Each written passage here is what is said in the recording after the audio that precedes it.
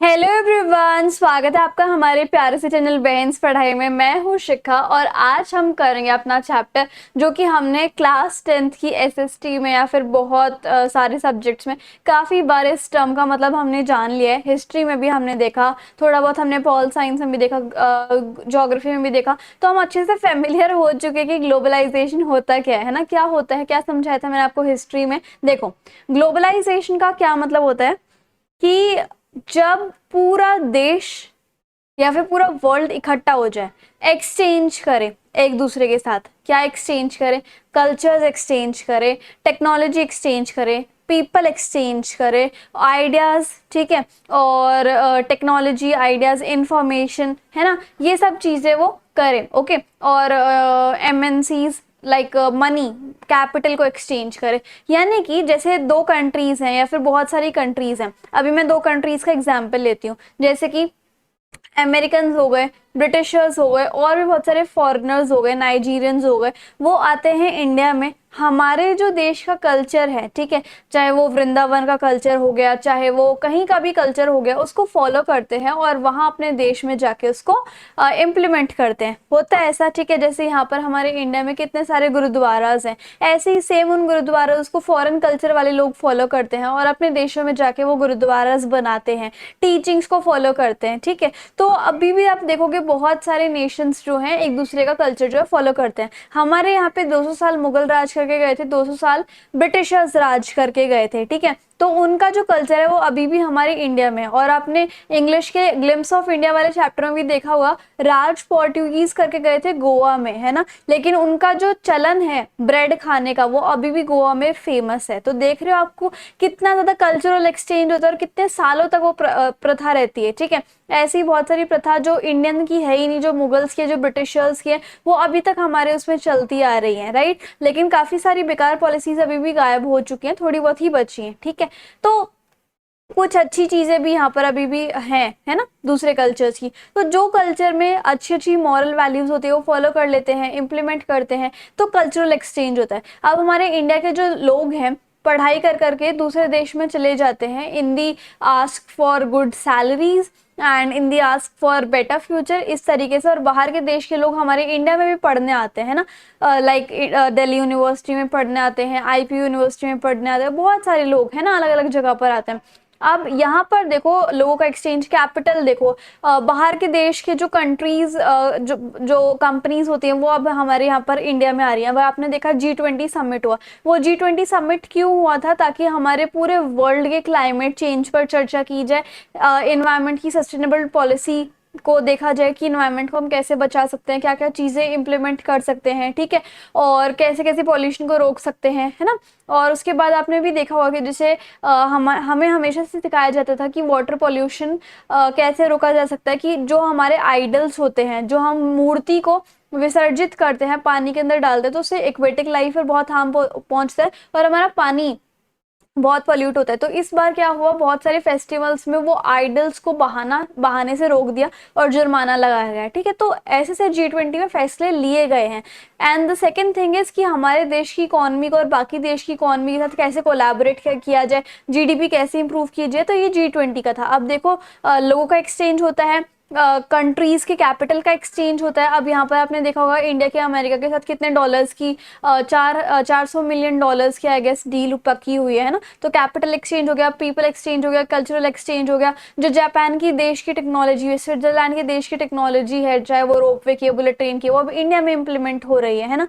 जैसे south Korea, sorry north Korea और Japan में और चाइना में एक ऐसा सिस्टम है जिसमें कैमरा में जब भी इंसान का चेहरा आएगा तो उसके साइड में उसकी सारी डिटेल्स आ जाएंगी, इसका आधार कार्ड क्या है, इसका नाम क्या है, इसके बैंक अकाउंट कौन से। तो अगर कोई भी उल्टा काम करेगा तो उसके बैंक में से फटाफट सब कुछ कट हो जाएगा, ठीक है। तो अब वही सिस्टम आपने देखा होगा इंडिया में, आधार कार्ड से पैन कार्ड लिंक करा रहे हैं, वोटर आईडी कार्ड लिंक करा रहे हैं, आपका कोई भी क्रेडिट कार्ड है उसको बनने के लिए आपकी केवाईसी होगी। तो हर चीज आपके आधार से लिंक हो रही है, तो आपका सब कुछ अब जो है सारी डिटेल्स गवर्नमेंट के पास रहेगी, ठीक है। तो अब यहीं पर ग्लोबलाइजेशन का मतलब ये होता है जब सब कुछ एक्सचेंज होता है इतने सारे कंट्रीज में साथ साथ, ठीक है। तो ग्लोबलाइजेशन का मतलब आपको समझ में आ गया। अब इस चैप्टर में बेसिकली हमें क्या करना है, सिर्फ ग्लोबलाइजेशन पढ़ना है हमें, और हमें क्या करना है, factors that have enabled globalisation, सिर्फ ये पढ़ना है, ठीक है। अब मेन जो नोटिफिकेशन मुझे आपको देना है, सूचना मुझे आपको देनी है, वो ये है कि अगर आपको ये प्यारे प्यारे नोट्स चाहिए तो वो आपको मिल जाएंगे इनोवेटिव ज्ञान वेबसाइट पर। और अगर आपको कोई भी डाउट है तो आप मुझे इंस्टाग्राम पे फॉलो करके डीएम कर सकते हो, I will reply as soon as possible. तो ग्लोबलाइजेशन का मतलब मैंने आपको सिखा दिया। अच्छा, मैं एक चीज़ और थी इसके अंदर कि ग्लोबलाइजेशन मतलब मैंने आपको सिखा दिया। हाँ, पूरा चैप्टर नहीं आ रहा है, इसमें सिर्फ आपके 2 ही टॉपिक आ रहे हैं, globalization, factors that led to globalization. अब ऐसे कौन कौन से फैक्टर्स है जिसकी वजह से ग्लोबलाइजेशन होता है? एक तो हमारा ट्रांसपोर्ट बहुत अच्छा है, अगर हमें बाहर के देश से कुछ सामान मंगाना है तो यहाँ कैसे आएगा इंडिया में? ट्रांसपोर्टेशन की वजह से ही है ना। इंफॉर्मेशन टेक्नोलॉजी, अगर हम कुछ भी सामान मंगा रहे हैं या फिर हमें कहीं पे भी कोई भी क्वेरी आती है तो हम टोल फ्री नंबर से कम्युनिकेट करने की कोशिश करते हैं, या फिर इंटरनेट से पूछने की कोशिश करते हैं, कंपनीज टू कंपनी, है ना। तो कम्युनिकेशन टेक्नोलॉजी और information technology, computers, internet, telecommunication, इन सब की वजह से हमारा ग्लोबलाइजेशन जो है वो हो पाता है। कल्चरल एक्सचेंज, पीपल का एक्सचेंज, कैपिटल का एक्सचेंज, और कैपिटल पीपल, आइडियाज़ का एक्सचेंज, टेक्नोलॉजी का एक्सचेंज, इस तरीके से। अब कौन कौन से चीज़ें हैं जिसकी वजह से ग्लोबलाइजेशन हो पाता है? टेक्नोलॉजी, हमारी टेक्नोलॉजी बहुत अच्छी तरीके से बढ़ रही है, तो इसका वजह से क्या होता है, बहुत लंबे लंबे डिस्टेंस से जो गुड्स आने होते हैं हमारे पास, तो आराम से टेक्नोलॉजी की वजह से आ जाते हैं। दूसरा, अगर हमें कोई भी इंफॉर्मेशन जाननी हो, हमें किसी से बात करनी हो, तो हमारे पास बहुत अच्छी टेक्नोलॉजी है कि हम अपने प्रोडक्ट की इंफॉर्मेशन जान सकते हैं, कम्युनिकेट कर सकते हैं। हमें बाहर के देश में एडमिशन लेना है किसी यूनिवर्सिटी में से, तो हम कम्युनिकेट कर सकते हैं, पोर्टल्स पे से इंफॉर्मेशन ले सकते हैं। और कैसे इंफॉर्मेशन टेक्नोलॉजी ग्लोबलाइजेशन को बढ़ावा दे रही है, देखो यहाँ पर लिखा हुआ है। ट्रांसपोर्टेशन की एक तो बहुत अच्छी इंप्रूवमेंट हो गई, एयरवेज है, वाटरवेज है, रोडवेज है, और कौन कौन सा होता है, एयरवेज, वाटरवेज, हाँ, रेलवेज है। तो इनकी वजह से जब ट्रांसपोर्टेशन में इतना इंप्रूवमेंट आ गया तो हम गुड्स को बहुत अच्छे, बहुत लंबे लंबे डिस्टेंस तक भेज सकते हैं, हम इंफॉर्मेशन सेंड कर सकते हैं, रिसीव कर सकते हैं बहुत सारे प्लेटफॉर्म से, है ना। उसके बाद क्या होता है, rapidly increase in the trade, trade में बहुत ज़्यादा इंक्रीज हो जाता है ना। कैसे? इंफॉर्मेशन से और टेक्नोलॉजी से। अब हम बात करेंगे प्राइवेटाइजेशन की। प्राइवेटाइजेशन क्या होता है? प्राइवेटाइजेशन का मतलब होता है कि मतलब किसी भी चीज़ का प्राइवेट होना। कोई चीज़ अगर गवर्नमेंट के हाथ में है, कोई चीज़ अगर गवर्नमेंट ओन कर रही है या फिर कंट्रोल कर रही है, उसकी ओनरशिप जो है प्राइवेट इंडिविजुअल्स के हाथ में चली जाना, चाहे वो बिजनेस है, इंडस्ट्री है, सर्विस है, उसको प्राइवेटाइजेशन कहते हैं। फॉरेन इन्वेस्टमेंट पॉलिसी क्या होती है कि हम अपना पैसा जो है बाहर के देश में लगाए कहीं पर, है ना। हम अपनी इंडिया की एमएनसी बाहर देश में लगाए, इंडिया के एचडीएफसी बैंक को बाहर देश में लगाएं, ठीक है, तभी तो एचडीएफसी इंटरनेशनल बैंक है। और ऐसे ही बाहर के देश जो है वो इंडिया में आके एमएनसी सेटअप करें, मल्टीनेशनल कॉर्पोरेशंस, ठीक है। तो ये एक ऐसी पॉलिसी है जो कि गवर्नमेंट ने इंट्रोड्यूस की थी ताकि हमारे देश में ग्लोबलाइजेशन आए, ओके। और उससे क्या होता है, कभी कभी जो ये फॉरेन इन्वेस्टमेंट पॉलिसी है इसको रिस्ट्रिक्ट कर दिया जाता है, इसको रोक दिया जाता है। ये पहले रोका जाता था जब हमारे देश को इंडिपेंडेंस मिली थी। क्या हुआ था, जब हमारे देश को इंडिपेंडेंस मिली थी 1947 में, तो ब्रिटिशर्स ने हमारे देश को पूरा खोखला कर दिया था। पैसा नाम की चीज़ ही नहीं थी, इंडस्ट्रीज भी नहीं थी, कुछ प्रोड्यूस करने के लिए कोई लाइक फैक्ट्री भी नहीं थी, ठीक है। तो अब यहाँ पर क्या किया गवर्नमेंट ने, 30-40 साल पहले हमारे देश में फैक्ट्रीज बनाने को इनकरेज किया था कि आप फैक्ट्रीज लगाइए, उसमें से सामान बनाइए, इंडस्ट्री सेटअप कीजिए। तब उस टाइम पीरियड में, 30-40 साल के टाइम पीरियड में, हमारी गवर्नमेंट ने बाहर देश से कोई इंपोर्ट नहीं होने दिया कि बाहर देश का कोई भी माल अब इंडिया में नहीं बिकेगा, क्योंकि हम इतनी हालत में नहीं है कि हम दूसरे बाहर के अच्छे अच्छे कॉम्पिटिटर से compete कर सकें। हमें सिर्फ इंडियन माल ही चाहिए, हम सिर्फ वही बेचेंगे। और जब हम इतने ताकतवर हो जाएंगे कि इंडिया अपना सामान खुद बना सकता है, तब हम बाहर के देशों को भी अलाउ करेंगे ताकि इंडियन प्रोड्यूसर्स जो है अपने प्रोडक्ट को बाहर के देश के प्रोडक्ट के साथ साथ देखकर उसको इम्प्रूव कर ले। तो अभी इतना ही, उसको, उस बैरियर को, उस रिस्ट्रिक्शन को, उस ट्रेड रिस्ट्रिक्शन को हम क्या बोलते हैं? Trade barrier. हमारी फॉरेन इन्वेस्टमेंट पॉलिसी में ट्रेड बैरियर लगा दिया गया। इसका क्या मतलब होता है ट्रेड बैरियर पे, कि मतलब इंपोर्ट और एक्सपोर्ट अच्छे से नहीं हो पाते थे, ठीक है।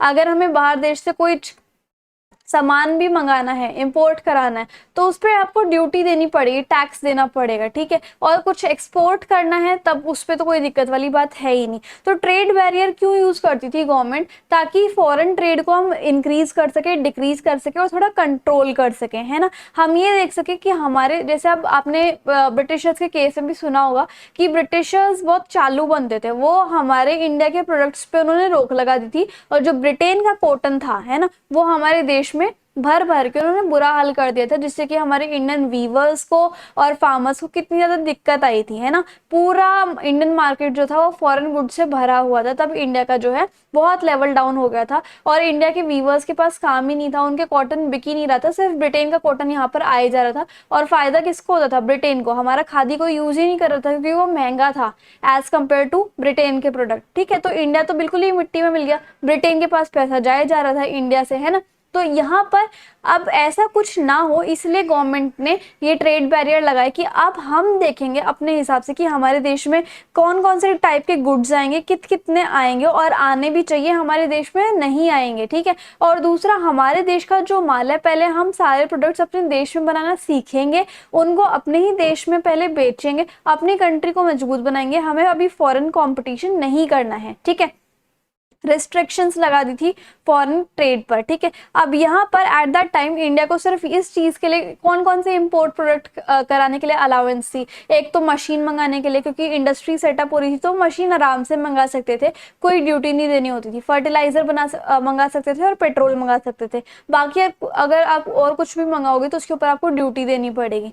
फिर आई हमारी न्यू इकोनॉमिक पॉलिसी 1991, जब हमारे इंडिया में बहुत सारे लाइक फैक्ट्री सेटअप हो गई थी, इंडस्ट्री सेटअप हो गई थी। तो उसके बाद क्या हुआ, गवर्नमेंट ने सोचा कि हाँ, अब हमारी इंडिया रेडी है, अब हमारी इंडिया सेल्फ सफिशिएंट है, हमारी इंडिया के पास अच्छी फैक्ट्रीज भी हैं, अच्छा प्रोडक्शन भी है।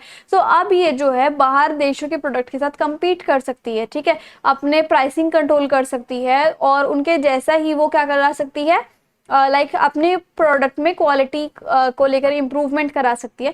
और थोड़े बहुत कंपटीशन भी होना चाहिए, ठीक है, ताकि हमारा इंडिया जो है हर एक कंपटीशन से ऊपर निकल जाए, इंपोर्ट एक्सपोर्ट जो है थोड़े इजी हो जाए। तो न्यू इकोनॉमिक पॉलिसी में ये सब था कि अब ट्रेड बैरियर हटा दो और इंडियन प्रोड्यूसर को कम्पीट करने दो बाहर के प्रोड्यूसर्स के साथ, ठीक है।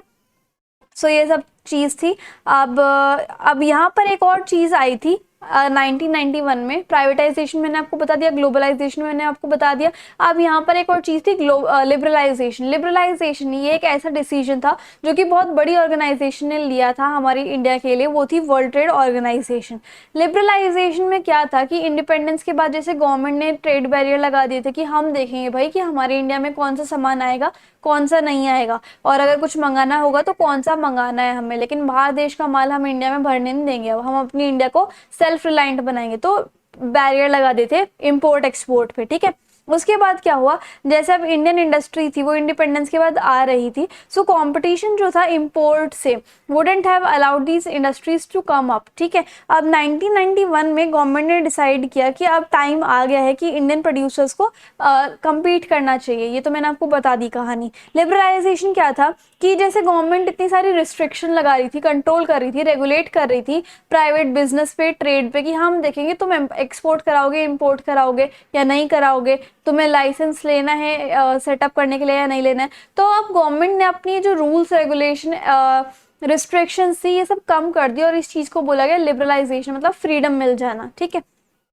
अब इसकी वजह से क्या हुआ, कंपटीशन की वजह से हमारे देश की परफॉर्मेंस जो है वो काफ़ी इंप्रूव हो गई थी। रिस्ट्रिक्शन हट जाना मतलब अब इजी इंपोर्ट एक्सपोर्ट का प्रोसीजर होगा, तो उससे क्या हुआ, हमारे प्रोड्यूसर्स की परफॉर्मेंस अच्छी होगी। जो बैरियर थे फॉरेन ट्रेड और फॉरेन इन्वेस्टमेंट पे, तो वो भी रिमूव हो गए कि अब तुम एक्सपोर्ट इंपोर्ट भी करा सकते हो इजीली, और साथ के साथ बाहर देश में पैसा लगाना चाहो तो वो भी आराम से कर सकते हो, ठीक है। अब ये हो गया, और उसके बाद क्या हुआ, कंपटीशन से हमारे देश के जो प्रोड्यूसर्स हैं उनकी क्वालिटी जो है काफ़ी इंप्रूव हो गई थी। तो तीन चीज़ें होती हैं ये जो थी लाइक न्यू इकोनॉमिक पॉलिसी 1991 की, ग्लोबलाइजेशन, प्राइवेटाइजेशन और लिबरलाइजेशन। ग्लोबलाइजेशन मैंने आपको बता दिया स्टार्टिंग में, प्राइवेटाइजेशन मैंने आपको बता दिया कि प्राइवेट हाथों के अंडर आ जाना, और लिबरलाइजेशन मैंने आपको बता दिया कि रूल्स एंड रेगुलेशन जो है जो गवर्नमेंट ने सेटअप किए थे उसको हटा देना। तो ये सब तीन चीज़ें जो थी वो मेन चैप्टर था हमारे इसका एंड अब ये खत्म हो गया है। आई होप आपको वीडियो और मेरे समझाने का तरीका काफी अच्छा लगा होगा। So if you like the video and the explanation then please like share comment and subscribe the channel. Thank you so much.